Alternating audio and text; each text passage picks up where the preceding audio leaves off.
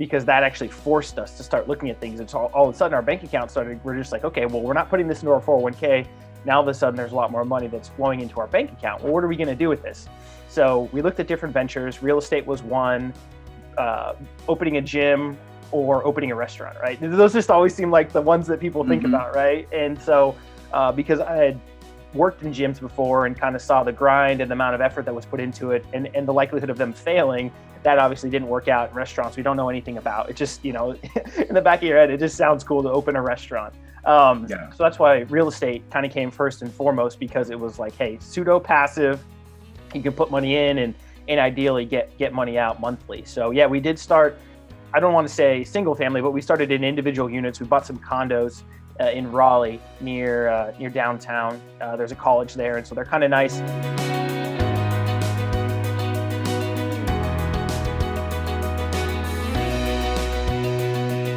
All right, guys, welcome again to another amazing episode. Today we have John Blanton. John's an amazing guy. I talked to him about a few months ago. We connected, just chatted, just told me his thoughts, and I figured out that's where his podcast came from, which is the Contrarian Cashflow. He's just a contrarian. He wants to make sure you get all sides of an argument, the perspective, so that you know what you're getting yourself into. He guides people to fulfillment by helping them identify earning opportunities by thinking differently. So we're going to chat about him. He's a multifamily investor. He more on the JV side, if I'm correct, than on the syndication side, but definitely making his way, paving his own way, and now speaking on stages, just doing amazing things. So we're going to go ahead and talk to him and get some nuggets as to how he does how he's making it happen. So John, if you can, give us a little bit of your background, how you got interested in real estate and specifically in multifamily. Yeah, what's up, guys? Appreciate you guys having me on. Yeah, absolutely, brother. So yeah, I mean, to be honest, I kind of started off down the path that most people do, right? You think, hey, you got to go to college, you go get a high-paying salary job, and you just kind of ride off into the sunset until you retire. White picket fence, right? And so I think I had this realization. I actually struggled very hard to find a job out of school. I went pre-med, but decided early on that I just didn't think I'd want to hang around school that long. And I didn't have any internships. I'd done some coaching, and I had a club baseball team that I was managing. And so I was kind of trying to go down that entrepreneurial path, and kind of just conversations with buddies, family members. It's kind of like, okay, that's great for now, but like, you got to grow up and get into the real world and get into the corporate side. And so, I was just like, okay, I guess this is just the way things need to go.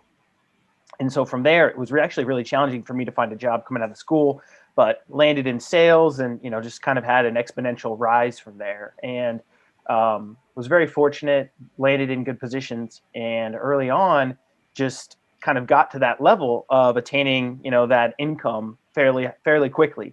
And what I realized was I didn't feel any different, right? I thought like, hey, you hit that 6-figure, you hit 150, you hit 200, whatever, like you're going to feel different. You're like, hey, I'm the man. And it really wasn't the feeling that I had expected. Nothing changed. My wife didn't look at me any differently. My kids didn't look at me any differently. Yeah. The only thing that started getting worse was my tax bill. Every year it just kept getting higher and higher and higher. Obviously, we're living a very comfortable life, but I think started looking at it and saying, hey, like, is this really what I want out of life? And could there be more that I'm actually looking for? And so that's kind of when, probably about, I guess it was about 5 years ago, we started looking at real estate. At the time, we didn't necessarily see it as an opportunity to kind of get out of the rat race and the corporate world. But now, kind of as time's gone on, we've been able to look at it a little bit differently. My wife's actually doing some different business ventures herself as well.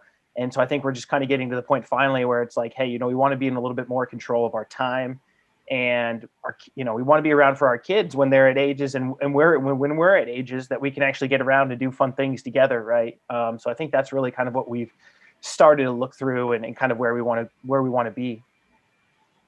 Oh, that's great. So did you start first with residential, or did you go straight to commercial multifamily? Well, let me before you start that, man. Short question, short answer. Did you already quit your W-2? No, Okay. I'm still working right now. I'm in outside sales, so I do have a little bit of freedom over my schedule versus a lot of people that are kind of, hey, back to back to back. So, it's a challenge, right? I mean, I think anybody that's trying to work full time and then also have something going on the side is a challenge. I don't necessarily know how long that's going to go on for, but for the time being, yeah, I'm still working full time. But versus folks that are, project manager, any type of manager type role, anything of that sort, I do have a little bit more flexibility over my time, which is obviously a benefit to me. Awesome. Yeah. Okay. Yeah. Sorry, Oscar. No, you're good, man. You're good, bro. No, that was a good question because I think it came before mine. So like it really works with the podcast. So then I even forgot what I asked now. So I think you're asking about real estate, right? That's right. Like when how we got started. So Mm-hmm. I know this is going to sound so honestly, I didn't really get really intentional until about 24, 30 months ago, right? It was just like, hey, I'm the man. I'm making good money. My wife makes good money. Like we just thought, hey, we made it. Like we're in, right? Like this is just kind of whatever. And so we actually fell into real estate. It wasn't even intentional. So what happened was both of us work for a company. It's a big company, and so we have a lot of employees that do, lesser paying jobs. And so because of that, we have something called a non-discriminatory 401k plan. And so we were only allowed to put in a certain amount, and this is only like 3 or 4% of our compensation into the 401k plan. So before, kind of back to the the white picket fence and the American dream, we had been plugging away the max, right? We were putting away a max into our 401k. We were just like, man, this is awesome. Like we're putting away the max, we're doing all the right stuff. And it's ironic how that non-discriminatory plan actually probably was the biggest opportunity for us, because that actually forced us to start looking at things. And so all of a sudden our bank account we're just like, okay, well, we're not putting this into our 401k. Now all of a sudden there's a lot more money that's flowing into our bank account. Well, what are we going to do with this? So we looked at different ventures. Real estate was one, opening a gym or opening a restaurant, right? Those just always seem like the ones that people think about, right? And so because I had worked in gyms before and kind of saw the grind and the amount of effort that was put into it and the likelihood of them failing, that obviously didn't work out in restaurants we don't know anything about. It just, in the back of your head, it just sounds cool to open a restaurant. So that's why real estate kind of came first and foremost, because it was like, hey, pseudo passive, you can put money in and ideally get money out monthly. So yeah, we did start, I don't want to say single family, but we started in individual units. We bought some condos in Raleigh near downtown. There's a college there. And so they're kind of nice. They're kind of pseudo multifamily because you rent them by the bedroom. So it's kind of like 4 individual leases in the condos, which is nice. So they're 4 bed, 4 bath. So if one tenant leaves or whatever the case is, you're at least a little bit hedged and protected. So that's how we fell into it. But kind of back to the unintentional path, I wasn't really doing anything. A buddy had introduced me to a broker. And so she brought us a couple deals and we picked up a couple really quickly. But I wasn't really putting forth any effort. And I think that's really kind of what changed, like I said, about 2.5, 3 years ago, is when I started saying, I need to really take control of this if I wanted to get where I want it to be. And so I think that's kind of when the mind shift started, and kind of, back to the contrarian part. I think that's when it really started. Before it was just like, hey, go down the corporate path, make as much money as possible, plug it into these investments as you can, ad hoc. And I realized after about 2 years of not doing any deals in real estate, I can't just sit on my hands and expect the brokers to bring me deals if I want to get to the levels that I want to get to. Yeah. No, that's cool, man. So did you, because you mentioned you started with single family, were you paying these, because you do have a high paying job from what I understand when we talked, and you are an accredited investor from when we talked before.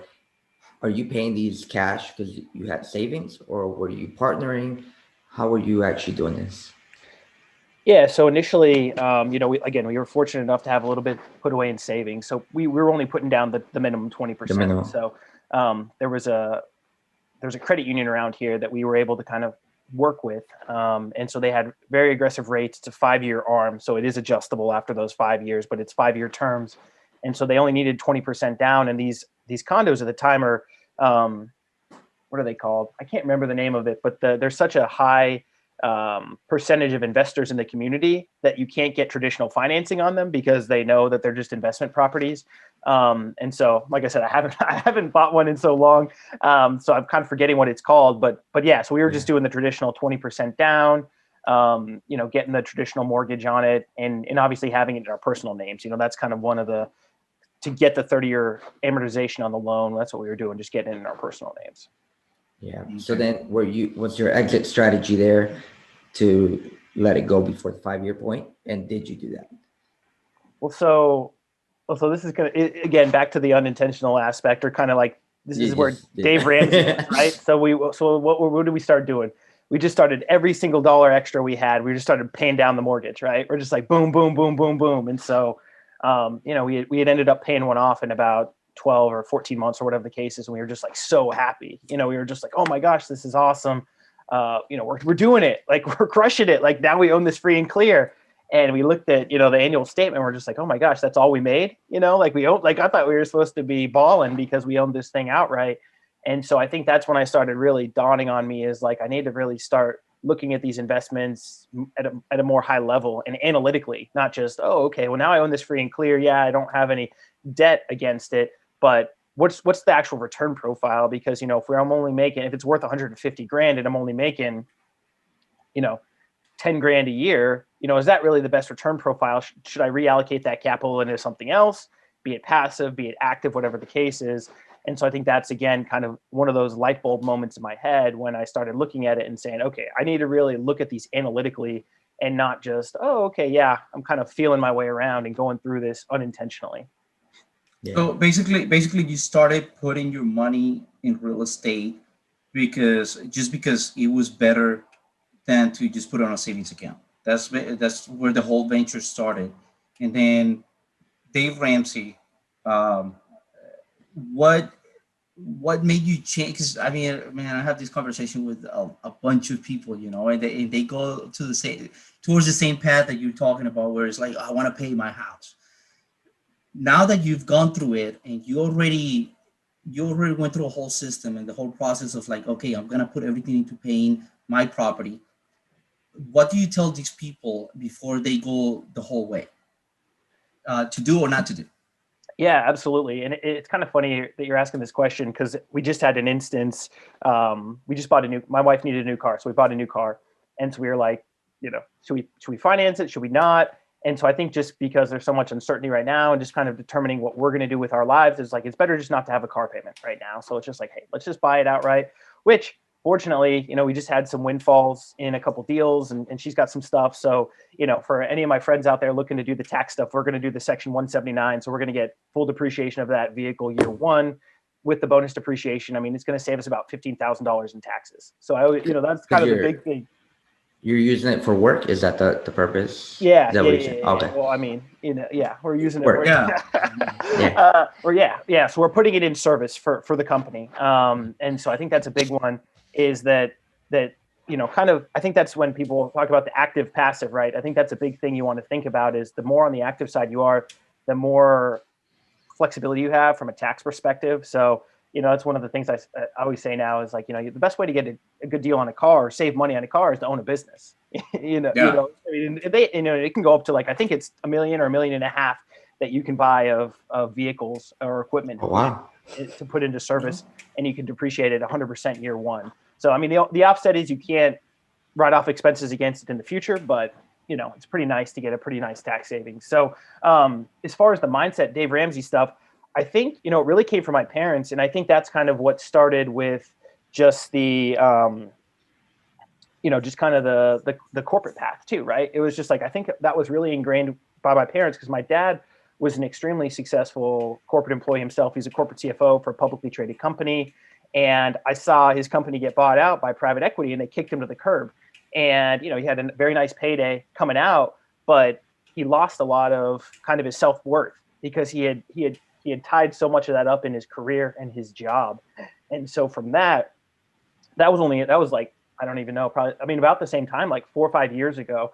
And so, this guy that had this, 30, 35 year tremendous corporate career, climbed to, that was his big thing. He never was CEO, right? So that was like the one, but CFO of division head of these, publicly traded companies. I mean, that's a big deal, right? But I just saw that he lost so much in his self-worth just from that instance. And so that really made a profound impression on me. And then to your point, like they've always been super, hey, let's pay this down, let's pay this off, let's not have debt.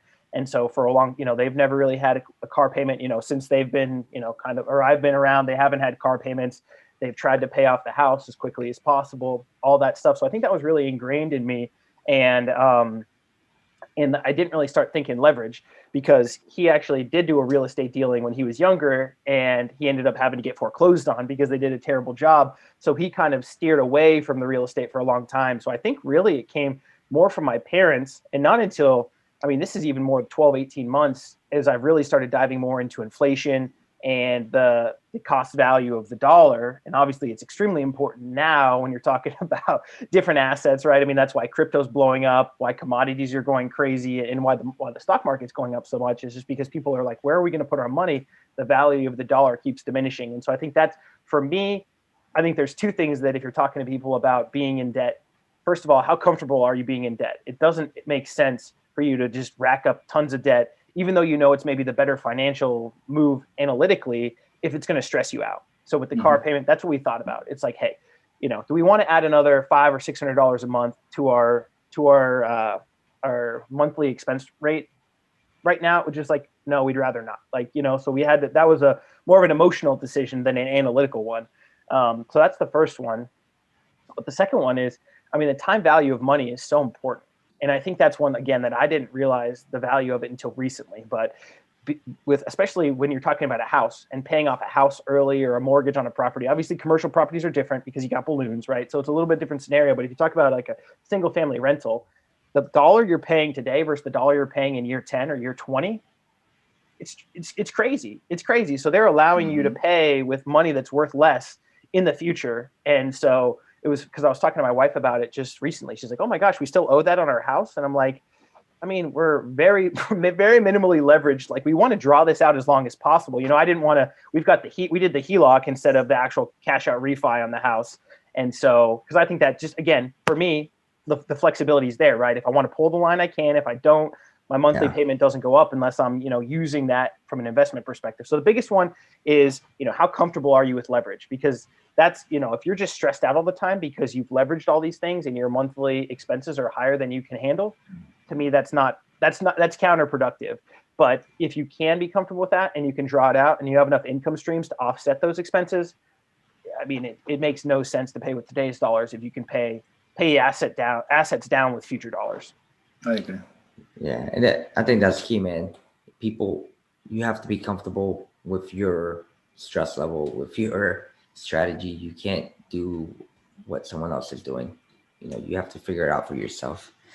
So then, because I know you have a multifamily apartment building right there in North Carolina. I think that was your first one, if I'm correct. And, how did you make that jump into that? And then, tell us a little bit about, because I know you have sales experience. That's your, your corporate gig. So tell us a little bit how that helped you, land this deal and so forth. Yeah, no, absolutely. So yeah, I'll take a little bit of a step back because it was a little bit of a process and a journey. So like I said, it was very unintentional for me for a couple of years. And so after a while, we got a lot of credit against the properties that we had, and we're like, let's do something with this extra money, that we can pull it if we want, and we don't have to be exposed if we don't want to. It was kind of like the hybrid of, aggressive and conservative. We could use it if we wanted to, but we didn't have to. And so I did a private loan. And so I lent money to a flipper. He did a flip. He did a great job. Project turned out successful, but I didn't really, and I made like a couple $1,000s in like 60 days. Right. So it was cool, but it was like, my hands weren't really dirty enough. So I'm like, hey, let me try to do these flips. This doesn't seem that hard, right? Let me do this. So I did 3 flips, and this is a while ago. This is 2019. I did 3 flips, and I worked way harder than I should have. I made way less than I should have. Thankfully, I didn't lose any money, but it was just super time consuming, super stressful. And I mean, you're just constantly, you know, talking to contractors, having delays, having all sorts of material stuff. Money's going out. Of course, you know, I'm a sucker for a sob story. So I lost plenty of money on, you know, BS contractors. Hey, I'm buying this house and, you know, I got to close on Friday and that's why I need you to pay me today. I know I've only done a quarter of the work. And I'm like, you know what? Like, these are good people. Like, they're not going to take advantage. And you know what they did? They took advantage. full advantage of me. So I learned the hard way.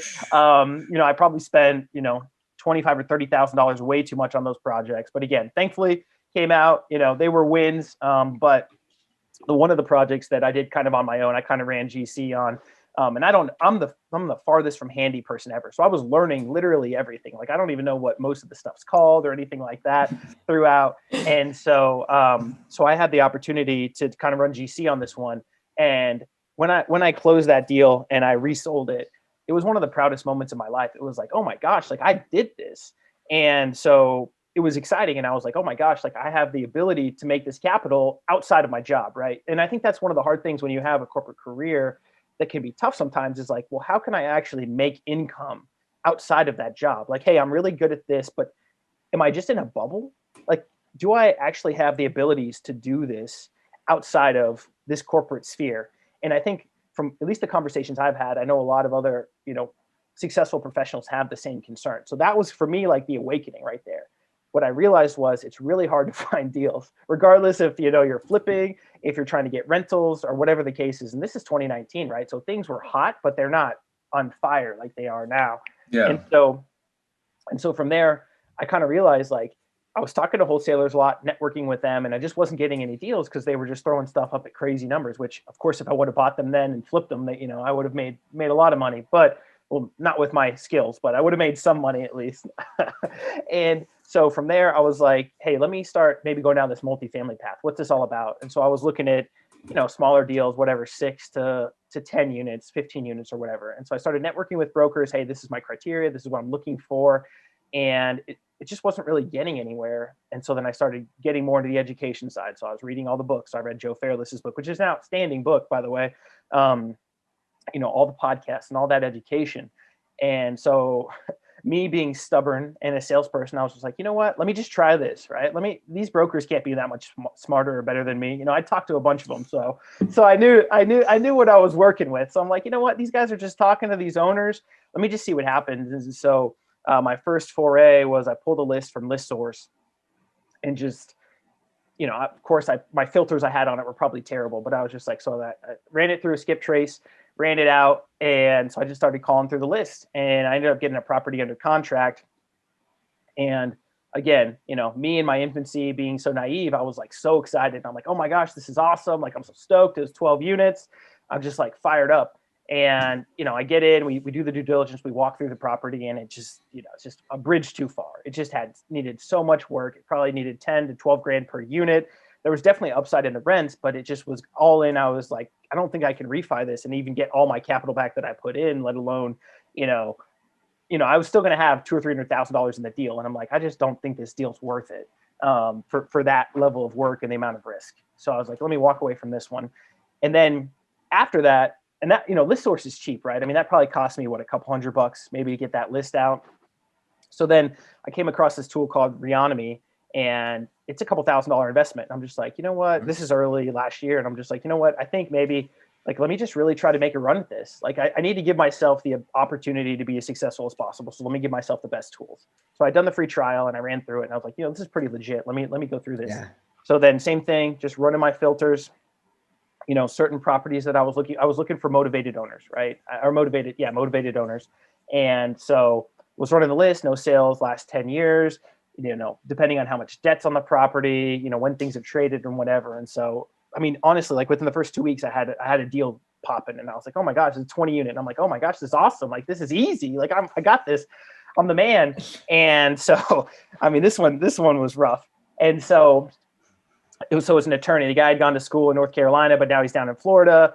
And I'm just like, you know, he's an attorney. He's a good guy, right? He's not gonna, you know, so he kept stringing me along. So I naively inspected the property, spent a couple $1,000s on due diligence, and he had never signed the contract because he kept pushing me off because it was going to be an owner financed. He was going to owner finance the whole thing. he was going to do like 24 months interest only. And then it was like a fixed rate of like 4.25, 30-year amortization on the back. I was just like, oh my gosh, I'm the man. Like, The look at me. perfect deal. Yeah. I was just like, oh my gosh, like I'm the man. Like, or not the whole thing. It was 80%. I mean, yeah, all I needed to put down was 20%, but still, yeah. And I was like, oh my gosh, like I'm so good at negotiating. I'm the man.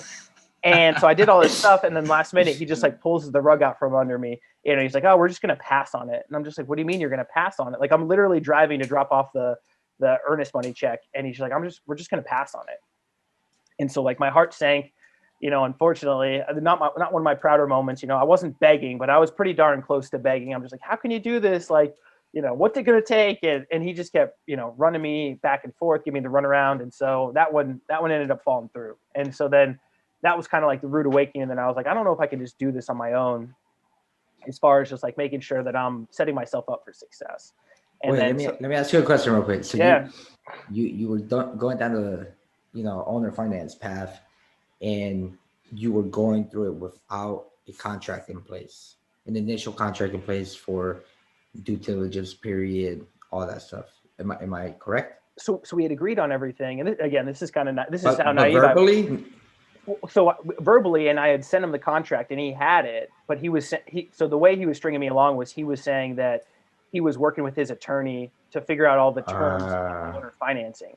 And so again, me being naive, I was just like, well, that sounds reasonable. And I wanted him to know that I was hungry and ready to do the deal. So that's why I kind of and like in the back of my mind, the whole time I knew, I was like, I probably should get this signed, you know, but also I was just like nervous because I wanted it to work so bad that I just kind of let it slide. And again, I mean, that's what happens. You get bit, right? You kind of cut corners and it ends up to bite you in the back. And the excitement too, man. I mean, I think we all gone through that where you try to make it happen so much that you're like, you're excited. I have to pull it off. And then, well, you end up spending all that money, or sometimes you get into the bad deal just because you wanted it to happen. You know? Yeah, you pencil whip it. Absolutely. So from there, you know, I can't remember how much time I took off, but I probably took off, you know, a week or two, and I was just like, you know what, forget this, man. Like, this sucks. But I got back into it. And I mean, the crazy thing is, man, like I talked to so many people. I mean, I've put out so many, of course, they're super lowball offers, and very rarely do you get kind of a person that's interested in it. But man, I've talked to so many people, and being a salesperson, that's kind of part of the fun for me, right? And I think that's what, you know, the difference about the multifamily side from what I've seen versus I was listening to one of your guys' episodes earlier today, and he was talking about using a lot of VAs and stuff. And on the multifamily side, when you get an owner on the phone, you want to sound competent, right? I mean, I think the scripts and the questions you're asking are going to be a little bit different, because sometimes they'll say, well, how much do you want to pay? Or, you know, do you own anything in the area? Or how familiar are you with the area? Or how close are you to the area? And so I think that's one thing when you get into the multifamily side, it's a little bit harder just to kind of cherry pick markets. And so what I recommend to people is you've got to at least have some level of knowledge in the market. You know, you've got to have some broker relationships, so you at least know what pricing should be around and what a good price to offer is. And so from there, I just started going back through it, and then had a couple more deals that got pretty close, and then finally ended up landing one. Late last year. So that was, I guess, August, and we ended up closing in November. No, and that's awesome. And you mentioned Reonomy. I'm just gonna throw a plug in there because, you know, I used that system maybe a year ago, and I did the trial. And it's amazing. One of the things you can do in it is there's all these parameters, and it pulls the data from anywhere. But one of the best parameters I found was you could find out who's bridge debt is coming due like within a year or a few months. And I mean, if you really think about it, these are people that either want to sell or are ready to refinance. If they're not ready to refinance, they're going to sell. So that means they're motivated. And that's how you can really target. And Reonomy, the data they pull, I think rivals CoStar. So, and CoStar, for those that don't know, it's for, the guys that are the brokerages. And it's very expensive as well. It's super expensive. But yeah, I just want to throw that plug in. But that's pretty cool about how you tied in your sales. Did you use any wholesalers? Did you leverage anyone in that realm? Yeah. So one other thing real quick. So the other part of having the relationship directly with the owner is there's more ways to monetize it than just the transaction. So I actually had a deal that I had flipped to an agency lender that he was doing a refi for, and they were able to get proceeds of $4 million. So he was going to pay me a quarter point. So I was going to make like 10 or 15 grand from referring him for a refinance. Problem is the market's so strong, they were only going to get like 4 million loan proceeds, and they were able to sell it for 7 million. Right. So the loan proceeds, and especially because of COVID and stuff. So, and, same thing, referring to lenders, referring to insurance brokers. So there's a lot of ways to monetize the relationship with an owner other than just the transaction itself. So, I mean, that's one thing I would just say for folks out there looking, whereas, primarily if you're doing wholesaling on the single family side, it's pretty much just the transaction, right? If you refer to a broker, there's just not enough margin in the deal, right? When if you're talking about, multi-million-dollar deal, there's usually margin to squeeze out, hey, here's 10, here's 20 grand, whatever the case is. So, but back to your question about using wholesalers and stuff.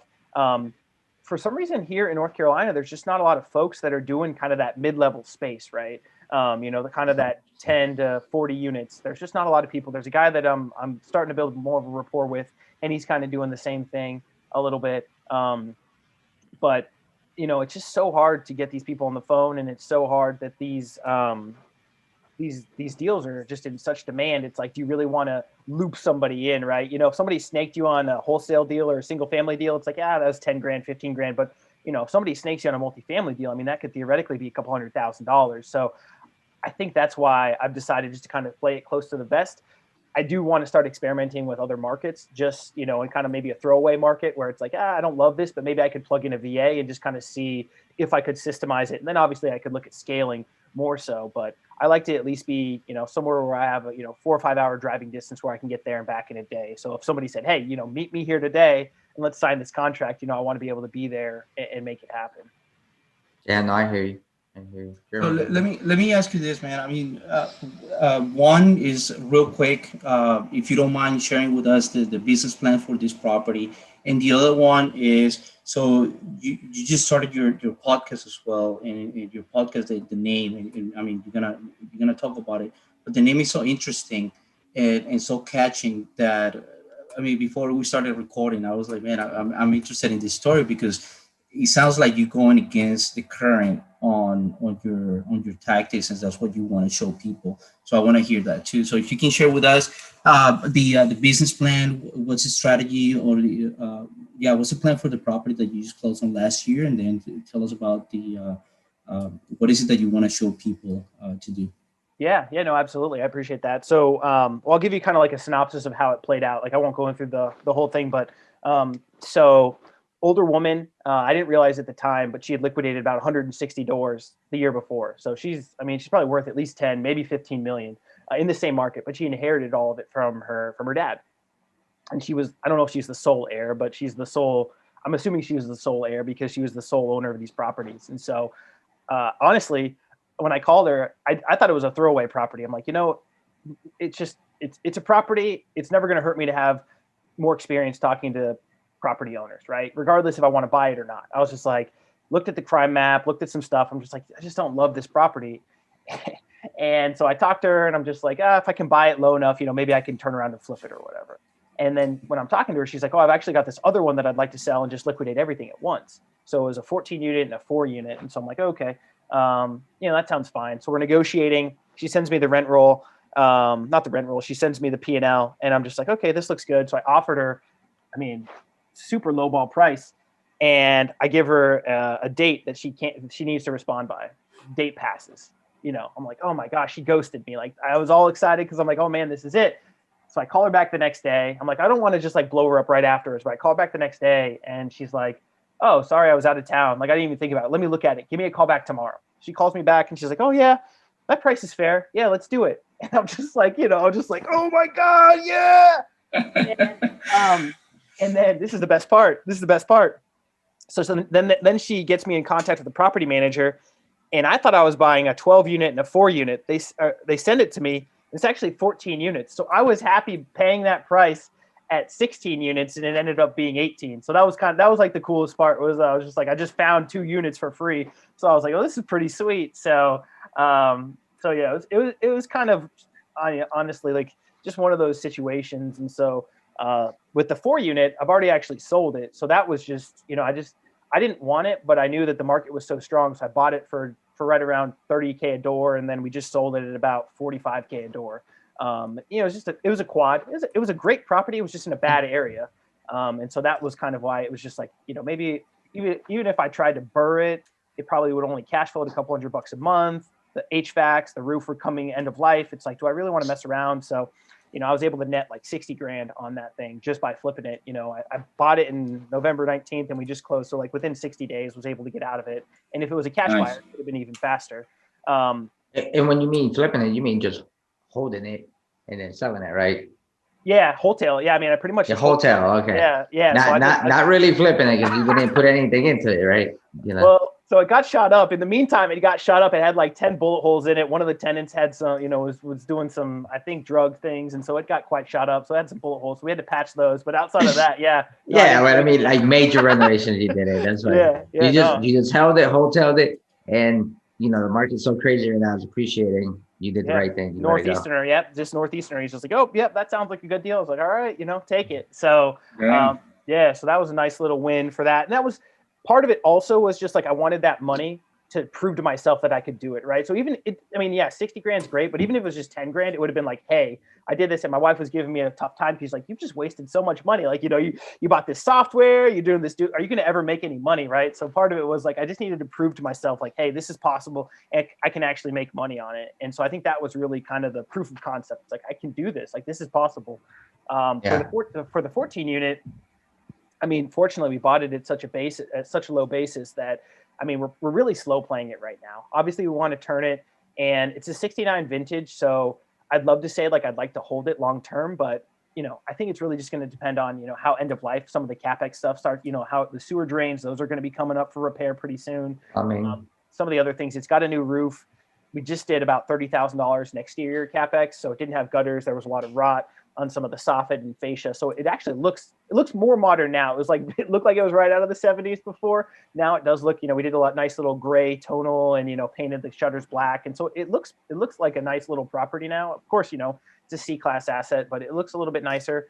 But right now, because of COVID, we're really just slow playing it. I think the average rents right now are about $595, and we think market's about $725, $750, and so I think until the moratorium comes out and until things really get in line, we're just keeping everybody month to month, and just very fortunate that collections have been strong. We're averaging about 94% collection efficiency so far. So, because of COVID, and I think that's one of the benefits of doing smaller deals and doing deals on your own, is because I can kind of make the rules. Like if I want to call an audible and change the business plan, there's nothing really holding me back, or I don't have to go talk to investors and kind of feel it out. So right now we're slow playing it. But I'm really hoping, as the vaccine gets out there more and as things start to open up more and more, we can start working through it. Because a lot of folks are just month to month right now. And so as soon as, the goal was to try to turn at least 10, if not 12 to 14 of the units within the first 12 months, and then try to refinance it out. Yeah. So one of the last questions here, but JV or syndication, which one is better, you think? Or it just depends what you want, right? I mean, so like in this scenario, same with this deal, like it appraised at $250,000 over the purchase price, right? And that was at a 10 cap, so that valuation was bogus, but it didn't matter because we didn't need that number, right? And so because I'm doing that, or if I would have brought in one or two partners, the problem with this deal is it was just too good. I didn't want to bring in anybody else, right? And so I think that's the problem with some of the stuff. And so I think it just depends what you want, right? For me, I like personal relationships. I like working with smaller teams. And I think there's a lot of money wasted on the syndication side as far as fees and as far as legal expenses and things like that. So it just depends what you want to do. For me personally, I like to be more active in the deal. And that's why I think the JV side's better for me. As far as the syndication side, I don't think it's bad. I just think I do not believe in the generational wealth through passive investing. The people that are passively investing are already super rich, that are just living passively off the income. Not that it's not good to have diversification of income, but just also realize that a $50,000 investment only gets you $333 in cash flow a month at an 8 pref. And so I guess that's what I always just try to tell people is like, what's your end goal? And kind of back to my intentionality before, that's really what I want to understand from investors is what's your end goal? What's your what's your expectation of what this is? If it's just, hey, I'd rather collect, instead of this money in the market or instead of this money in my savings account, I'd rather have it invested in something else that's going to give me long-term cash flow, that's fine. But if their goal is saying, hey, I want to be financially free in 2 to 5 years, unfortunately, I don't think syndication is the right vehicle for you. But sorry, I know I didn't answer your question about the contrarian cash flow. I know I'm talking way too much. But, you're good. You're the one that's supposed to be talking. So. It's your show, man. Keep going. So, with the show, it was kind of the same thing. Kind of like I was talking about before with the corporate side. So really I was talking to all my buddies and they have like real careers, like I'm a sales guy, and sales is always kind of talked down upon, right? It's just like, oh, they're just a sales guy. And that's fine, right? It's a grind, but it's not like one of the more prestigious careers, right? But I'm talking to buddies that are data scientists, attorneys, engineers, like these jobs that people like, that's kind of like what they aspire to be. And the biggest issue that I had, they all said, I hate my job, I want to quit. And I'm just like, I thought that was just for the sales guy that, keeps getting, kicked from behind constantly and knocked down. And so I think that's really kind of where the mindset shifted. And that's kind of what I wanted the Contrarian Cashflow to be, because that's what the tagline is: think different, think different, earn different, live fulfilled. Because I think being able to think differently is the first step in all of it. And I don't think I'd be able to have the success or kind of be reaching to these goals if I hadn't initially thought differently. And so what we do is we bring on entrepreneurs that are coming from different backgrounds and try to understand their mindset and their journey. And so that we can kind of try to take those skills and those thought processes and kind of help expedite our journey. Because the majority of people that I hang around with and that want to be around are people that can help make me better, right? I want to help make them better, but I also want, selfishly, I want them to help make me better. And so I think that's kind of what's been great about the podcast, because it's attracting people that want to be active, that want to compress the time frame of how quickly can we get to financial freedom, and how can we start living the life that we want sooner, rather than, hey, at 65 I can go off and retire and do all this stuff, which, at that time, who knows how your health will be or how the world will be or anything, right? I'd rather try to start living today versus the future. And so that's kind of really, that was like the impetus for the podcast. And I'm sure, as you guys know, I mean, it's been one of the best things I've started to do. I'm so happy with it. And just the networking perspective alone, it's just been amazing. And I mean, you guys were a huge help to me as well. I mean, you got me connected with Sophia and Jen. So I really appreciate that. They were out. Yeah, of course, man. And, and obviously I'm fortunate enough to be here with you guys right now. So. Yeah, man. No, I think that's awesome. That's great to hear all that. You're doing amazing things. So I'm just gonna throw it out there because we literally just had this conversation last night. But you have to have your, like you just said, you have to decide what you want. Do you want the cash flow? Do you want the equity? And financial freedom, generational wealth means something different for each individual. And we learned it the other day from our IG guy, KJ. Transformational wealth at the moment. Some people want that. And cash flow gets you out of a job, and equity keeps you out of a job. So is that two different perspectives, right? So just keep that in mind for anyone listening out there. Of what do you truly want? If you want to go in a deal and get that long-term wealth that's going to multiply itself, or you want that instant money right now that'll get you out of your job, right? Yeah. So two different. And also there's different tools as well. I mean, if I have that job that doesn't give me the flexibility to work and be active on a deal, then let me take my money and put it on a syndication while I'll learn what is it that they're doing, the team is doing with the investment, instead of me being JV. Because if I'm JV, then I'm side to side with you, and we have to work on it, the two of us. While if I put my money on the syndication, whether $50,000 or $100,000, it's like, okay, yeah, it's not too much, but then you're also part of the game. So whether it's good or not, but for some people, like I said, it's different tools, different ways to play the game, and to also put your foot in the game. So yeah, definitely. Yeah, John, and tell for the audience, tell us, because I know we're here close, where they can find you, tell them about your podcast. I know you got speaking events coming up too. So yeah, man, share it all. Yeah, no, it's just weird because, you know, you just, maybe as you guys started off on this too, it's just weird to start being like, people actually want to hear you, hear your story, hear what you're talking about and stuff, which is exciting and it's scary at the same time. So yeah, no, I'm so fortunate. I'm not sure if this will come out in time for the events, but yeah, Jerome Myers Mid-Atlantic Multifamily Investor Conference. So I attended last year and I'm fortunate enough to be a speaker this year. I'm so excited. And then Angel Williams, her conference coming up as well too. So I'm speaking at those, really just talking about, you know, kind of the journey, my personal journey, and, you know, what folks are looking at, because again, kind of the contrarian path, everyone's like, talk to brokers, network with brokers, and not saying that's not something you should do. The irony is I've built better relationships with brokers now because I'm telling them of deals and properties that I'm working on than just calling them and saying, you know, now they're like calling me being like, hey, what are you working on? What are you doing? Right. So the irony is now my relationships with brokers are even stronger because of the fact that they're like, oh, okay, well, this guy can flip deals, or, you know, he can give me my next listing or whatever the case is. But yeah, so I'm speaking at those conferences, super excited. As far as the podcast, obviously any major podcast platform that you listen to, or just contrariancashflow.com. Obviously, if you like the show, love anybody to leave a review on there. And then you can find me on LinkedIn or my website. You can book a call on there, and it's peakcapitalgrp.com, peakcapitalgrp.com.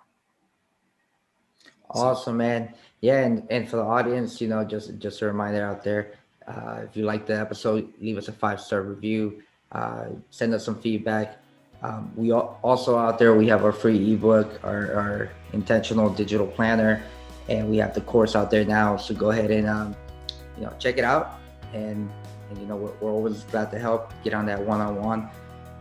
Yeah, we're out. I think anything else, John, German? No, man, this is awesome. I really appreciate it.